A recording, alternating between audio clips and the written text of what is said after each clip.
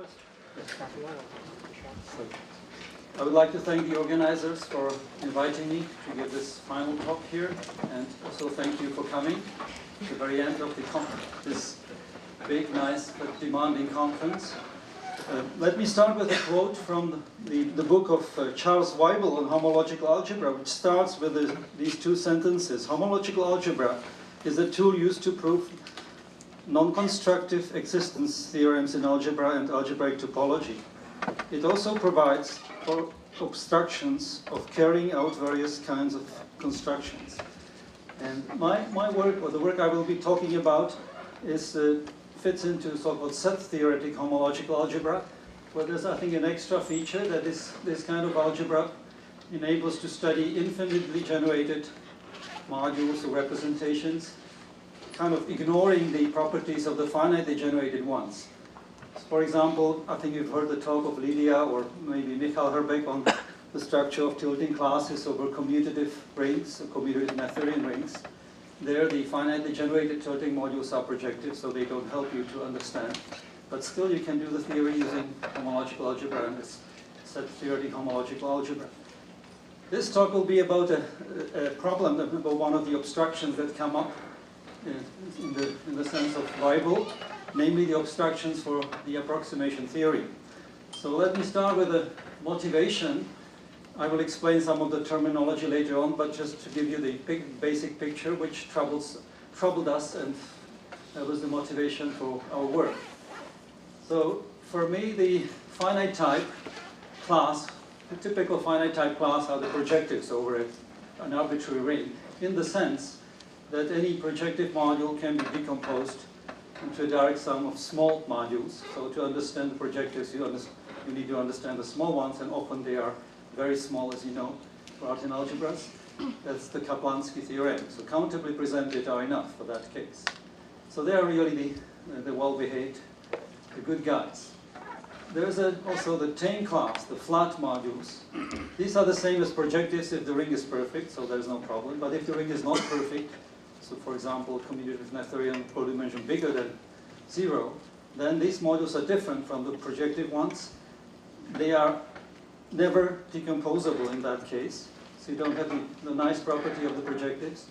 But there is a remedy. You can tame this class by relaxing the construction. You don't decompose, but you deconstruct. So you don't build from direct sums, but from transfinite extensions, as I will explain in a minute. So this is still possible. So the class provides, therefore, for approximations. It's good for relative homological algebra. It provides for flat covers and so on. But there is another class which is even worse. And it's well known. It's the class of all flat Mittag-Leffler modules.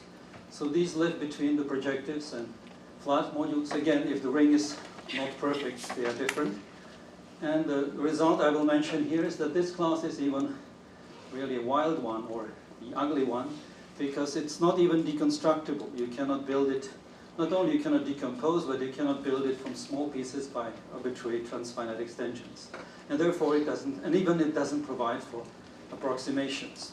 So this is the picture. These three classes are well known. They are studied, they are used, various constructions. Mittag-Leffler modules were used to prove, by Renaud-Grusson, to prove the locality of the notion of a vector bundle in their famous paper in 1971. So these classes are well known, but they have these very different properties.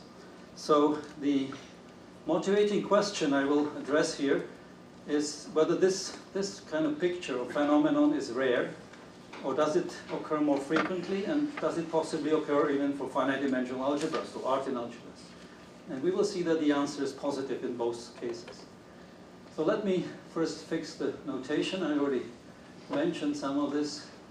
So a decomposable class, that's the good class, is the class which you can build by direct sums from small pieces. So it is kappa decomposable for some cardinal kappa, even a big one. And any module in that class is a direct sum of less than kappa presented modules from that class. So, sorry, the other way. So the result I mentioned at the beginning is the Kaplansky theorem, which says that the class of projectives over any ring is LF1 decomposable. If you look at the injective modules, these would be decomposable if and only if the ring is a Noetherian ring on the same side as the modules you take. That's the classic theorem of Faith and Walker.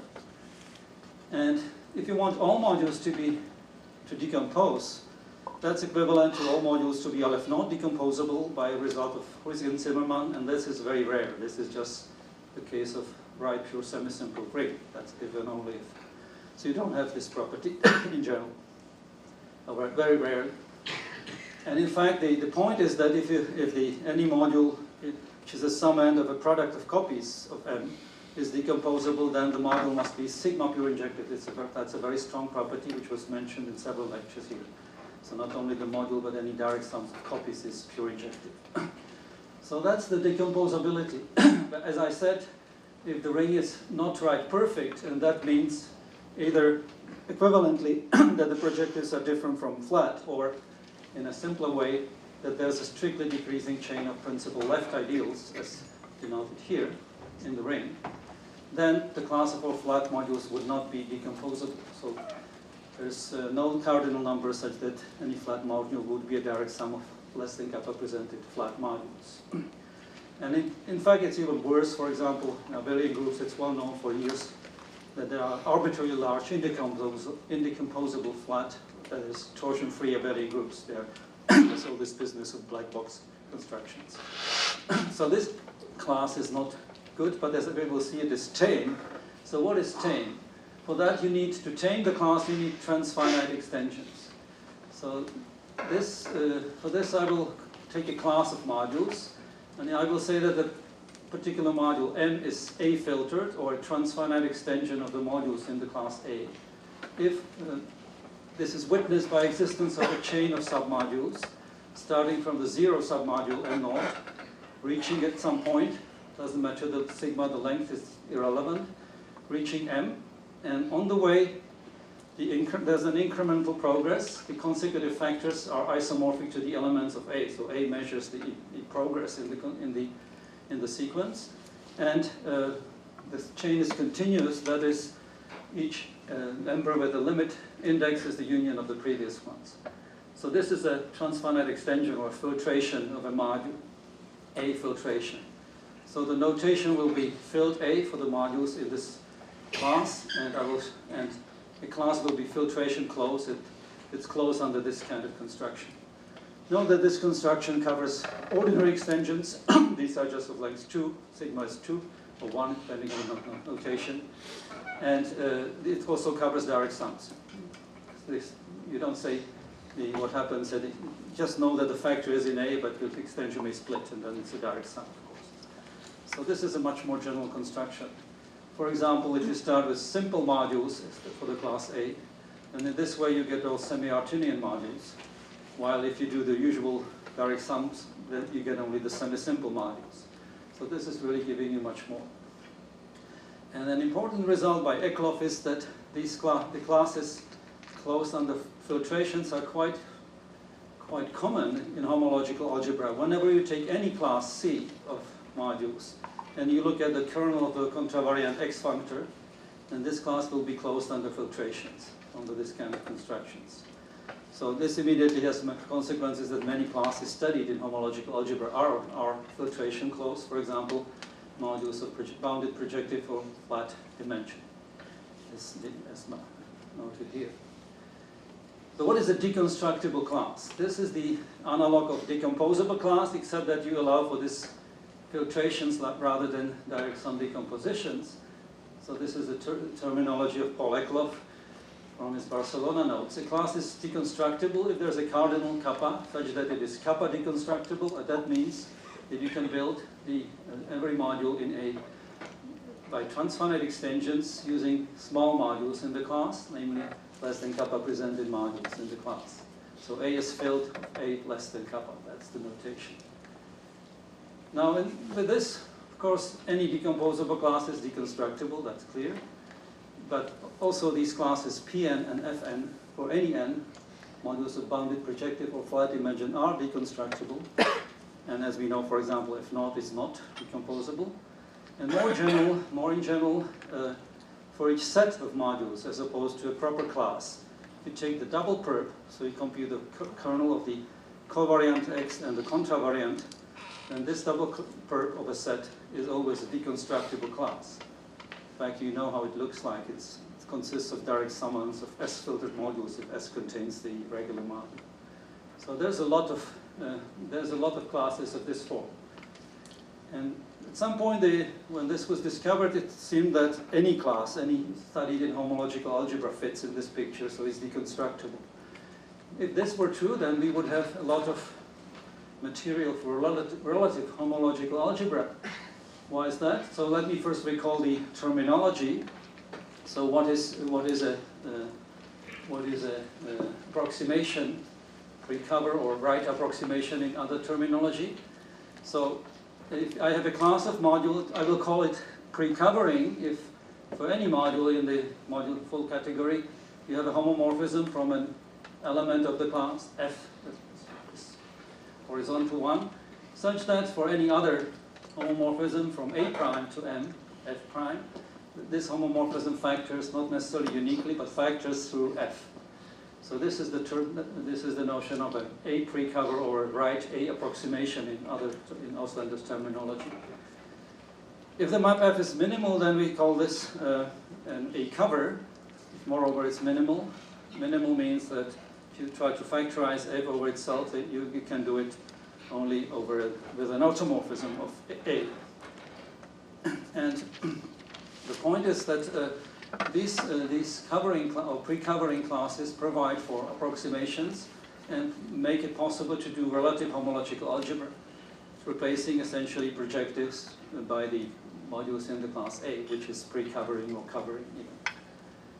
And as I said, at some point it seemed that all reasonable classes are pre-covering in this sense, and so there are results witnessing that. So there were some positive results.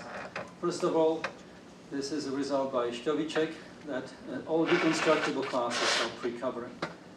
So once you can build a class for small pieces, then it will provide for pre-covers and therefore allow you to do relative homological algebra using that particular class. And if the class is covering, sorry, if it's a pre-covering class closed under direct limits, then it's automatically covering. This is an old result by Inox, even better.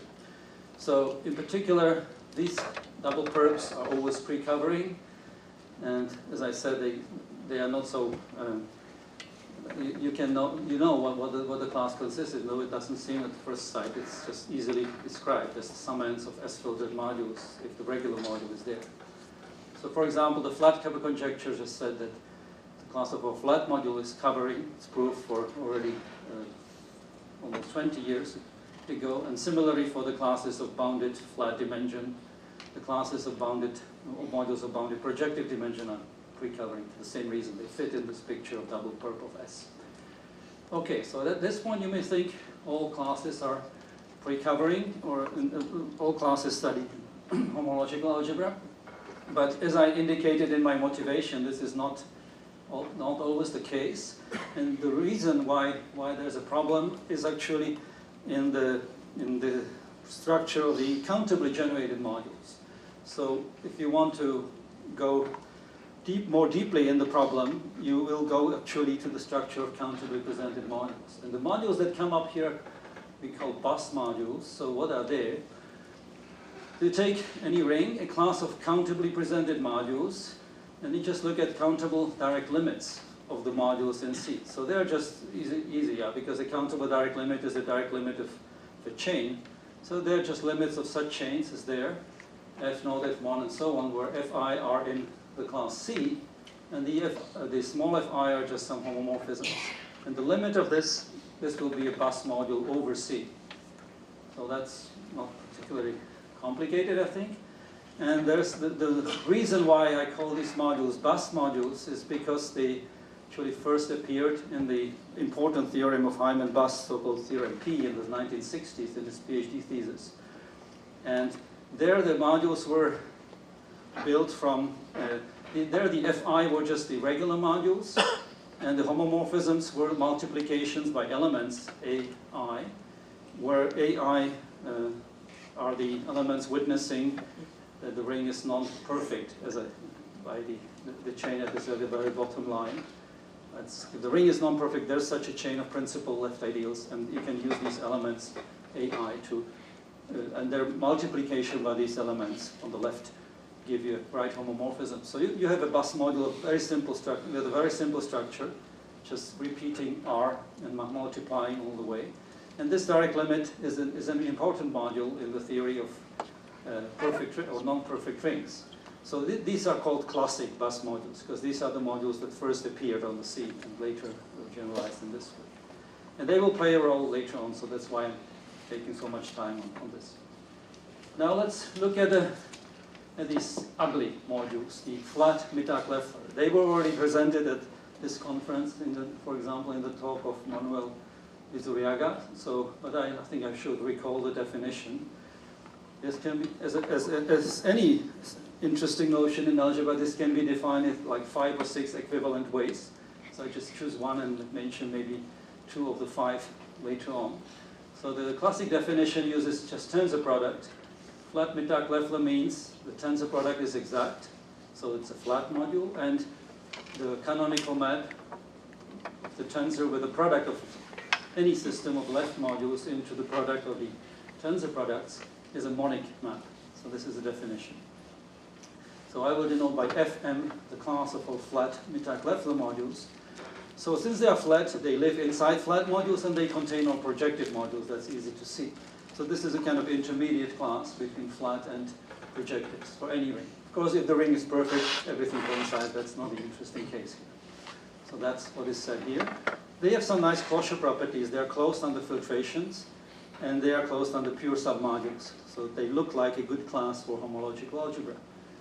And there's an alternative, one of the alternative description which doesn't use tensor product is that these flat modules, flat Mittag-Leffler modules are exactly the modules which are locally projective in the sense that any countable subset is contained in a countably generated projective module which is even pure in it.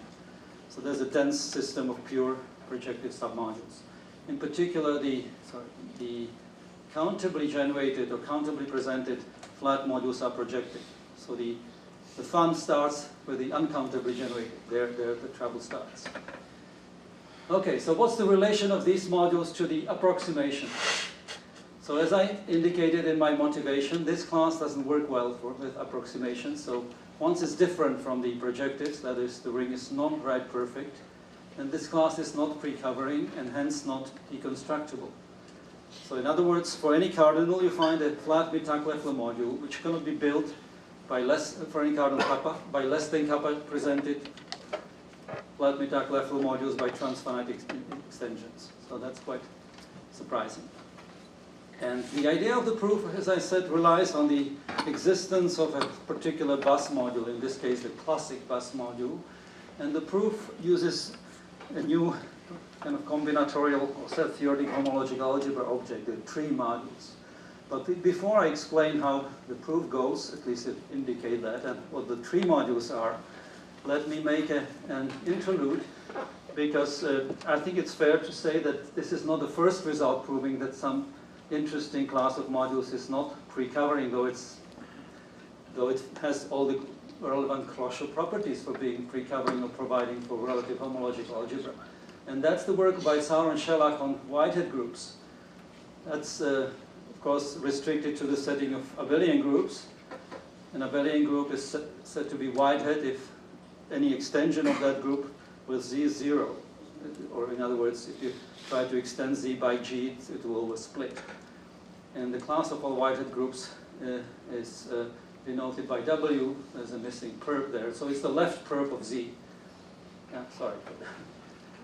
And Schellach proved that with Eklof in a paper in 2002 that it is consistent with ZFC. So you can, by forcing construction, that there's a model of ZFC. They built a model where the rational numbers have no Whitehead pre-cover. Yes? Zermelo-Frankel set theory with axiom of choice. You can even add the GCH, and that's still consistent with that. So that was really surprising, and that's the first result, but there was an explicit construction of a module which does not have a pre-cover by something which is a left perp, so it's a homologically defined class.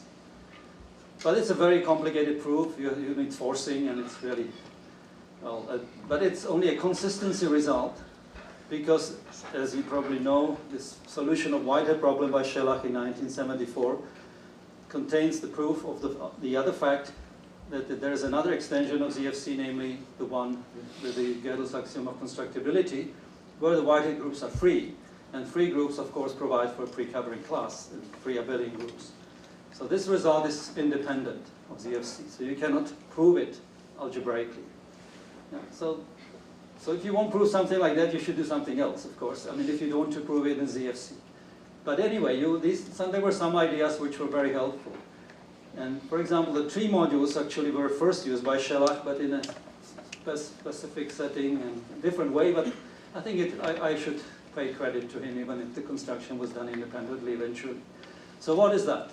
So these should maybe not call trees, but bushes, because you have an infinite cardinal, and what you create a set of finite sequences of ordinals less than that cardinal. So that's what I know by this map tau.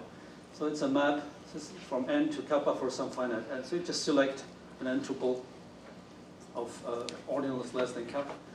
And this is a structure of a tree, because you just can order it by inclusion. So there's a sequence and then the longer sequence and so on. So and then the relation is this concatenation or prolongation of the sequence. So this is a tree, and this tree, maybe one should see how it looks like. It has, so it has a node which is the 0, and then it branches kappa many times, where kappa is the cardinal.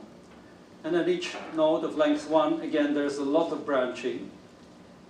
But the tree has only branches.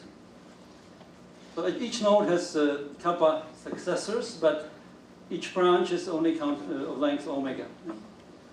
So the branches are short, but the branching is very, very big. So this is why I call it a bush rather than a tree. So it's slow, but very thick. So that's the combinatorial object we will need for our construction. And yeah, so the branches, as I said, they will be denoted by BRTK, the set of all branches. And they can be identified with a map from omega to k, just sequences of length omega. So in particular, the tree has a size kappa, and the branches have size kappa to omega. So there's slightly more branches than the elements of the tree, and to take kappa properly, then there may be a big difference between the size of the set of branches and elements of the tree. The length of a particular sequence will be denoted by L tau. So that's the combinatorial object, this bush or tree that you start with for a given cardinal kappa. Now you can decorate these trees by the bus modules. Remember, bus module was a countable direct limit. So the idea is to plug this countable direct limit to each of the branches of the tree. So how do you do it? That's described here.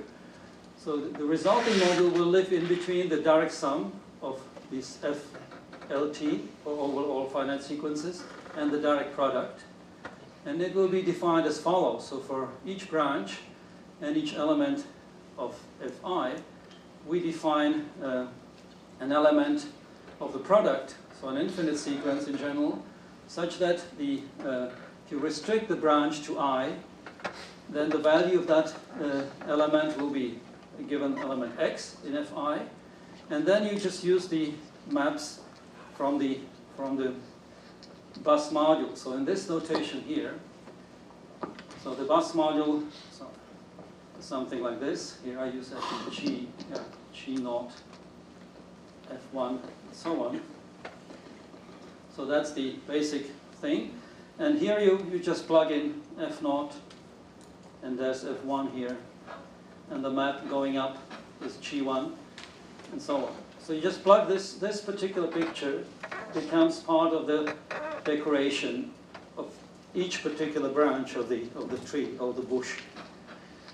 Now, the point is that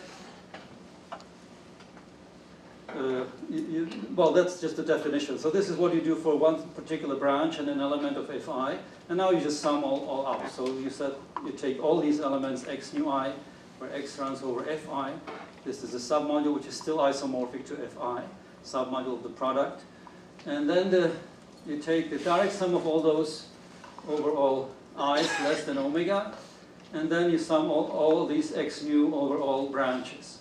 And that's the module you build. So that's the tree module. So it's locally it's just this bus module, but globally it looks like this. And so the properties, it certainly lives between in the product. One can prove it contains the direct sum. And the important thing is that it contains the direct sum, which is a small, well, the direct sum is, let's go back, it's just, where is it? Here. It is indexed by the elements of the tree. So it's, the indexing set is kappa, so it's small. While the factor here is B, is a direct sum of a bigger sum of copies. So remember, B is the bus module whose direct limit, which is a direct limit of these Fi's. So in other words, you have built a new module which contains the direct sum, a small direct sum, and the factor is a bigger number of copies of the bus module. But it's still flat Mittag-Leffler in this construction. So essentially, though the module is G is quite far from D, it keeps the property of being close to closer to projectivity than to flatness. So that's roughly the point. And now let me briefly sketch the proof of the theorem that the class of our flat Mittag-Leffler modules is not pre-covering. So how these bus modules are used for that purpose. Let's see. So the proof is not so difficult once we have this construction. Oh, sorry. So assume there is a flat Mittag-Leffler precover of the classic bus module. So in some sense, the proof shows, in the case of abelian groups, that Q doesn't have a flat Mittag-Leffler precover. So the same thing that Whitehead groups consistently was proved by Scheller. But this is in algebra. We don't need any set theory for that. So what do? We just take the short exact sequence. If this is a precover, it's an epimorphism because flat Mittag-Leffler modules contain all projectives. So we have this short exact sequence induced by the precover. And we take a cardinal big enough, bigger than the size of the ring, such that the number of branches of the tree is strictly bigger than K, and also than the number of branches, number of elements of the tree. Even can be taken 2 to kappa in this case. Such cardinals exist. You take this tree module that we just described. So we know that this module is flat Mittag-Leffler by the lemma I just mentioned. D is a free module of rank K, and therefore this G is of projective dimension 1, because the bus module is a flat, countably presented flat module, so it has projective dimension 1, 2. Now what you do, there's an extra thing. You construct a G per pre-envelope of this K with a G filtered cokernel. This can be done by so-called small object argument, Quillen. So what you get if you do the push out of the two, so the first row is just the sequence induced by the precover. The first column is this small object argument construction, and you do the push out, P. P is still flat Mittag-Leffler because the cokernel is and F is. And therefore, since F was a precover, there's a factorization. There's an H.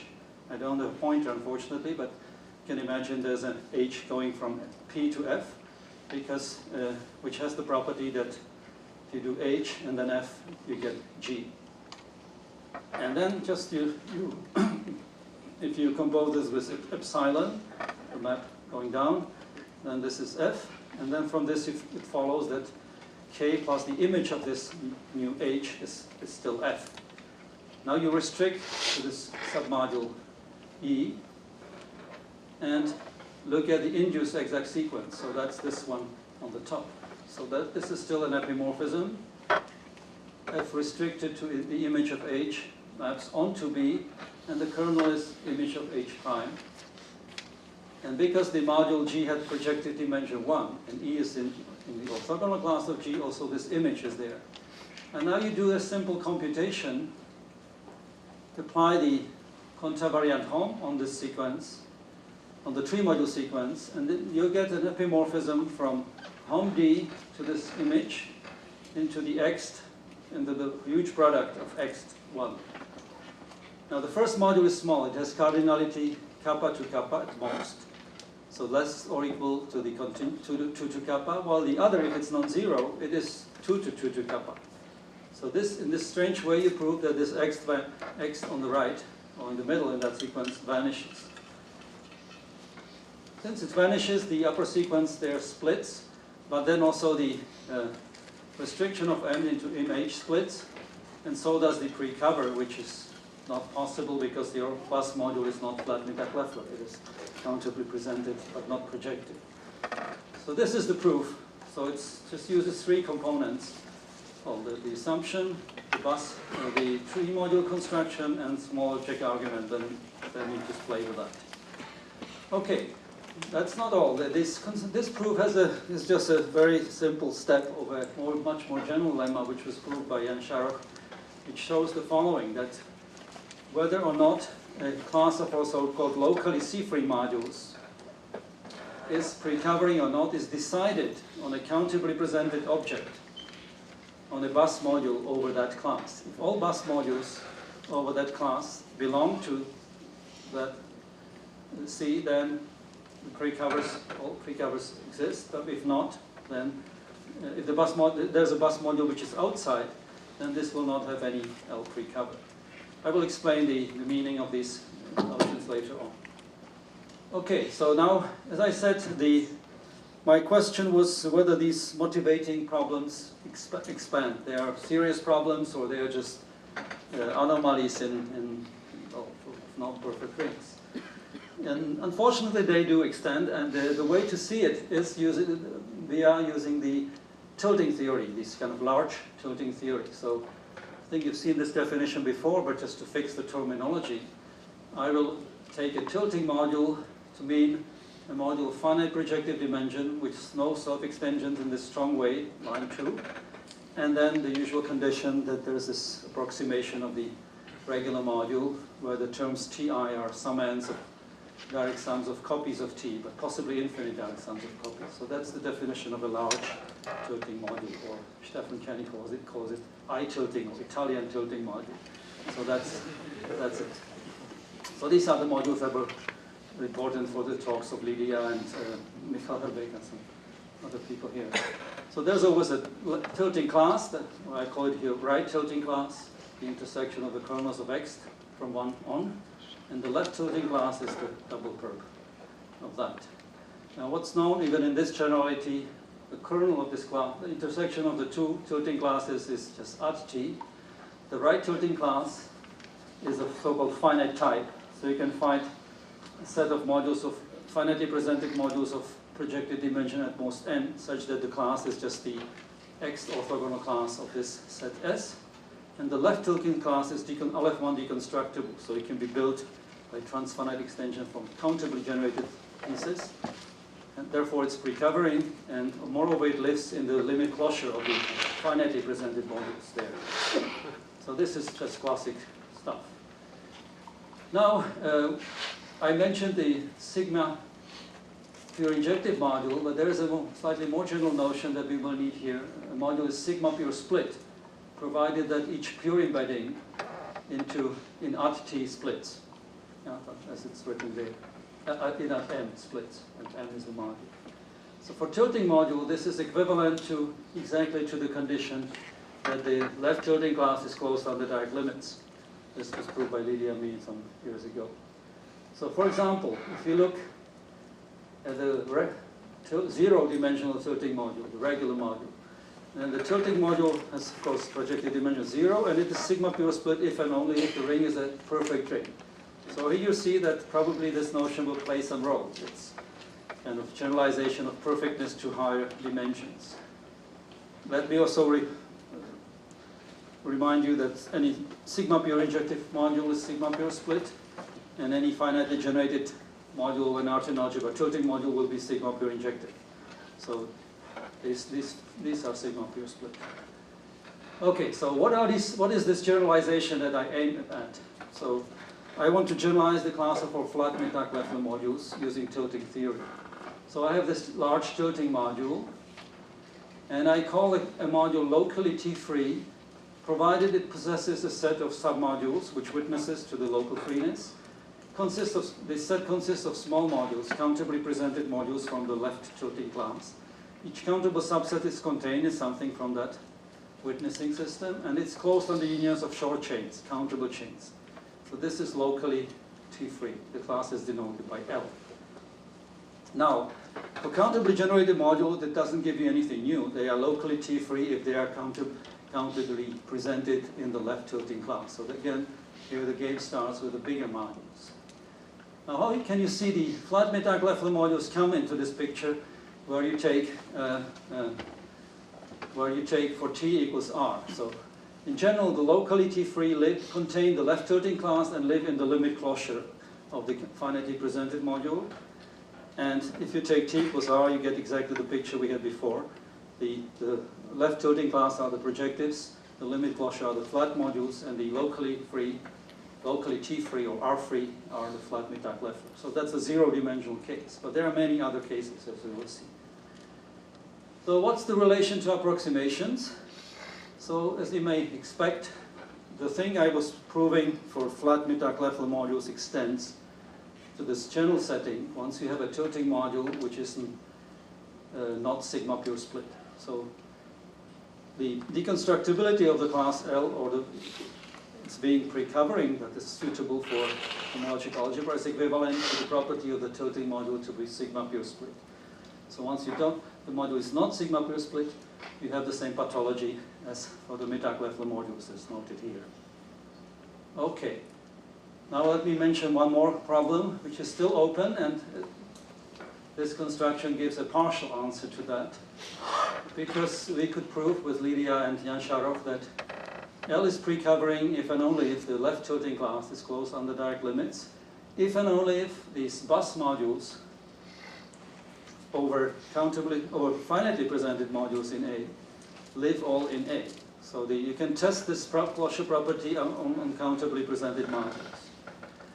And there's still an open conjecture of Inox that if you have a class of modules, that it is covering if and only if it is pre-covering and closed under direct limits. As I mentioned at the very beginning, the opposite, the if part is known, so the only if part is still open. And with this theorem above, we can prove the Inox conjecture for all left tilting classes of modules. But of course not in general, it's still open. There are other cases where it's proved, but it's open in general.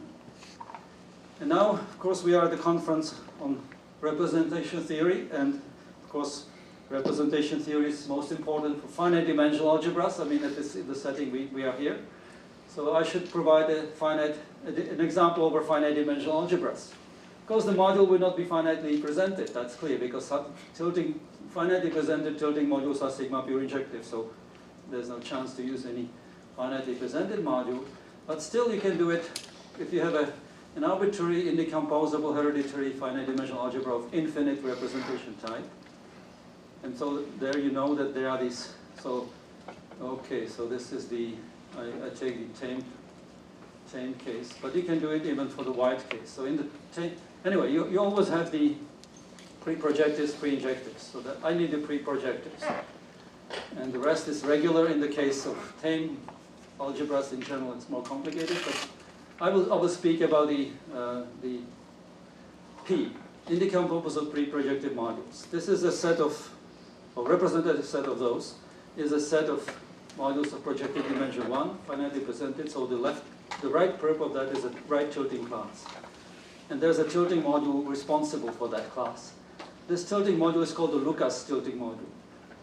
So that was essentially discovered by Lucas, Frank Lucas, a student of Otto Kerner, but then we rediscovered it with Otto and Lydia.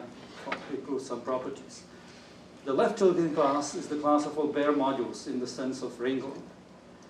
And the locally T-free modules I call locally bare modules, because So that's the picture. So it's a particular one tilting module over a hereditary finite dimensional algebra of infinite representation type. So what are the properties of this module? Okay, the Baire modules are known to be just filtered by these pre-projectives. This Lucas tilting module is countably generated, but has no finite dimensional sum errors, and it is not sigma pure split. And therefore, all this machinery applies. So the class of our locally Baire modules is not pre-covering, and it is not deconstructible. So this is a class which lives in the world of infinite dimensional modules over finite dimensional algebras. Okay, so that's maybe surprising. And the bus module behind the scene, remember, this means that there's a bus module which is not in the left tilting class, countably presented. So this bus module is constructed as a certain by embeddings of pre-projective modules into a chain of embeddings of pre-projectives where the cokernels are regular modules, and such things can be done, as I learned from Otto Kerner in the wild case, in the 10 cases clear. So these are the pairs responsible for locally Baire modules not being good for homological algebra.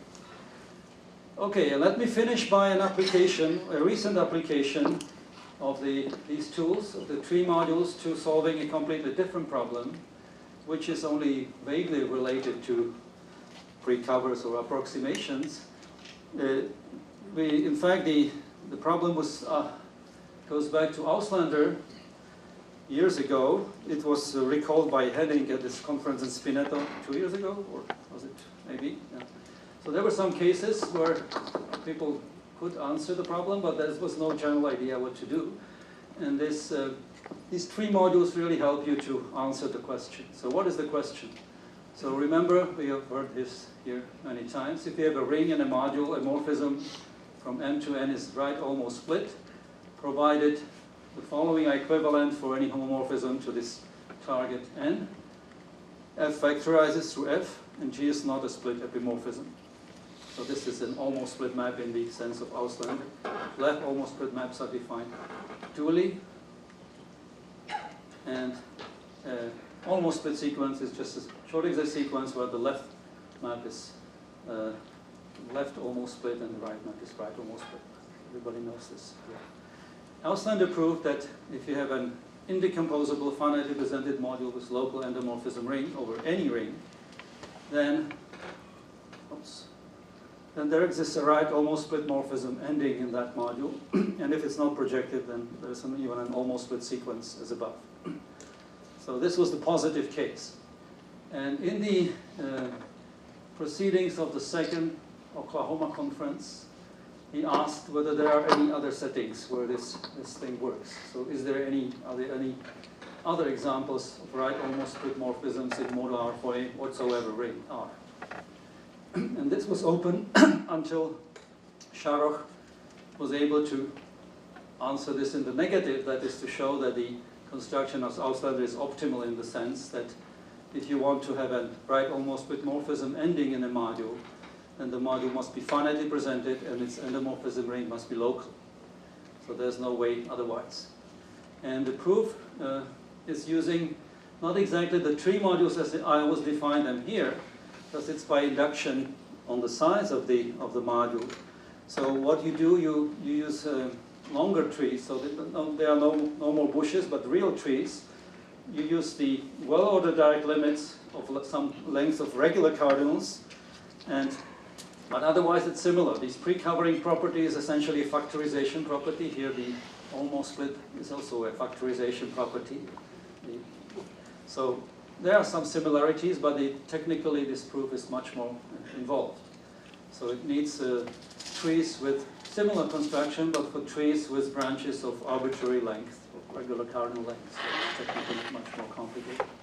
So the corollary is, of course, that if you have a almost split sequence in the category of modules, and the right hand on the right hand is finitely presented with local endomorphism ring, and P on the left must be pure ejective. So that's the only way you can get this.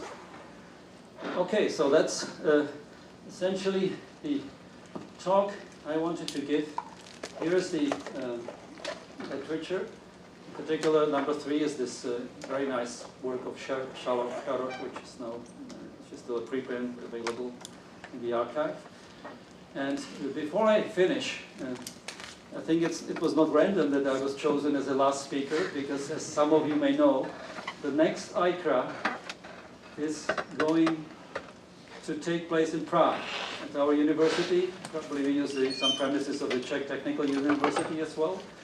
And the dates are already decided. So the workshop will be from the 8th of August 2018 to 11th. So this is again Wednesday to Saturday, and Monday to Friday next week will be a conference in Prague.